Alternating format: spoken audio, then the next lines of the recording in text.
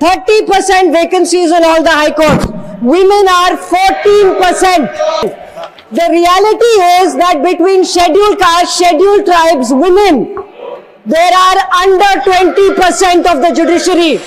अब सोचिए, supreme court में 4 नए जजेस की कुर्सियां और बढ़ा दी जाती हैं, लेकिन अगर उन कुर्सियों तक पहुंचने का सोशल पाथवे वही पुराना रहा तो क्या जुडिशरी बड़ी होगी या सिर्फ बेंच बड़ी होगी? राज्यसभा में सुप्रीम कोर्ट जजेस अमेंडमेंट बिल पर सीनियर एडवोकेट और सांसद मेनका गुरुस्वामी ने इसी अनकंफर्टेबल क्वेश्चन को उठाया।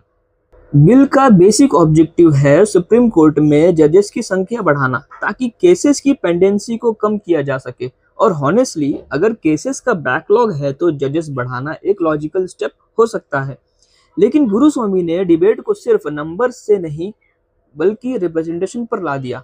सवाल यह है कि जुडिशियरी में वुमेन, एससीज, एसटीज, माइनॉरिटीज और क्वेयर इंडियंस की रिप्रेजेंटेशन कितनी है? जुलाई 2026 के डेटा के मुताबिक देश के हाई कोर्ट्स में 781 सिटिंग जजेस में से सिर्फ 111 वुमेन जजेस थी, यानी रफली 14%, और हाई कोर्ट्स में लगभग 30% पोस्ट वैकेंट्स थी। गवर्नमेंट ने पार्लियामेंट में बताया था कि जनवरी 2021 से जनवरी 2026 के बीच अपॉइंटमेंट हुए 593 हाई कोर्ट जजेस में 26 एससी, 14 एसटी और 80 ओबीसी बैकग्राउंड से थे। लेकिन यहाँ एक इम्पोर्टेंट डिस्टिंक्शन समझना जरूरी है। पॉलिटिकल थियरी में इसे डिस्क्रिप्टिव रिप्रेजेंटेशन कहा जाता है, यानी इंस्टीट्यूशंस में सोसाइटी की डाइवर्सिटी का रिफ्लेक्ट होना। अब इसका मतलब ये बिल्कुल नहीं है कि जज किसी कास्ट, जेंडर या कम्युनिटी को रिप्रेजेंट करता है। कोर्ट पार्लियामेंट नहीं है। सिर्फ पॉपुलेशन के प्रोपोर्शन में जजेस अपॉइंट कर देने से जुडिशियल इंडिपेंडेंस या जस्टिस ऑटोमेटिकली बेटर नहीं हो जाएगा। फिर डाइवर्सिटी मैटर क्यों करती है?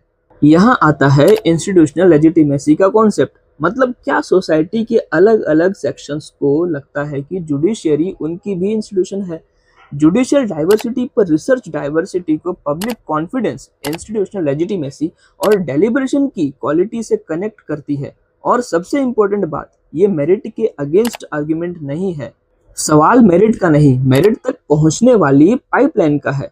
कॉन्स्टिट्यूशन हायर जुडिशियरी में कास्ट बेस्ड रिजर्वेशन प्रिस्क्राइब नहीं करता, लेकिन गवर्नमेंट खुद पार्लियामेंट में कह चुकी है कि जुडिशियल अपॉइंटमेंट्स में एससीज, एसटीज, ओबीसीज, माइनॉरिटीज और वुमेन की सोशल डाइवर्सिटी को ध्यान में रखा जाना चाहिए। इसीलिए सुप्रीम कोर्ट में 4 जजेस बढ़ाइए, बिल्कुल बढ़ाइए। पेंडेंसीज कम करना जरूरी है, लेकिन साथ में एक और सवाल भी पूछना जरूरी है।